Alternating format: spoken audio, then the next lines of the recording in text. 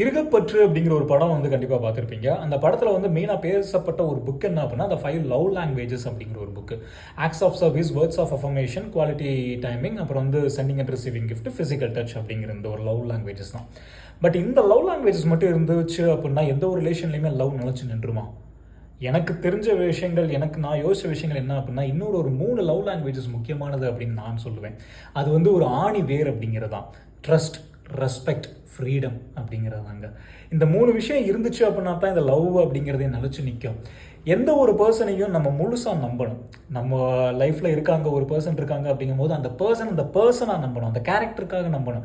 இந்த ஆதாரத்துக்காக தான் நான் உன்னை நம்புவேன், இந்த ஆதாரத்தை நம்புவேன், நான் உன்னை நம்ப மாட்டேன் அப்படின்னா அந்த பர்சன் மேலே ட்ரஸ்ட் இல்லாமல் இந்த ஆதாரத்து மேலே ட்ரஸ்ட் அப்படிங்கிற மாதிரி தான். அப்போ இந்த ஆதாரத்தை நம்ம எப்படி வேணாலும் மேனிப்புலேட் பண்ணலாம் இல்லையா?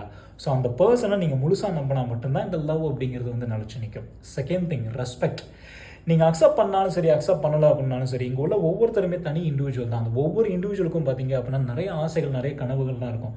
ஸோ அவங்களுடைய ஒவ்வொரு எண்ணங்களுக்கும் நம்ம மரியாதை கொடுக்கணும். சக மனிதருக்கு நம்ம என்ன மரியாதை கொடுக்குறோமோ அதே மாதிரி தான் நம்ம லைஃப் பார்ட்னருக்கும் கண்டிப்பாக மரியாதை கொடுத்தே ஆகணும். அந்த மரியாதை கொடுத்தோம் அப்படின்னா தான் இந்த இடத்துல அன்பு அப்படிங்கிறது வந்து நிலச்சி நிற்கும். 3வது ஒரு விஷயம், ஃப்ரீடம் அப்படிங்கிறது. இன்றைக்குள்ள காலகட்டத்தில் பார்த்தீங்க அப்படின்னா எல்லாரும் தனக்கு தோன்ற விஷயங்களை எங்கேயாச்சும் வெளியில் போய் ஏதாச்சும் ஒன்று பண்ணணும் அப்படிங்கிற ஒரு நிறைய விஷயங்கள், நிறைய எக்ஸ்ப்ளோர் பண்ணணும் அப்படின்லாம் இருப்பாங்க. ஸோ என்னதான் வந்து நான் அதிகமாக அக்கறை காட்டுறேன், நான் அதிகமாக லவ் காட்டுறேன் அப்படின்னு சொல்லிட்டு ஒவ்வொரு நம்ம எடுத்துக்கிட்டே இருந்தோம் அப்படின்னா அந்த பர்சன் மேலே நீ உன் அன்பே ரொம்ப அப்படியே உனக்கு சூழ்ந்து அழிச்சு போயிடுற மாதிரி இருக்கும். பட்டாம்பூச்சி அழகாக இருக்குது அப்படிங்கிறதுக்காக கைக்குள்ளேயே வச்சுட்டு இருக்க முடியாது இல்லையா?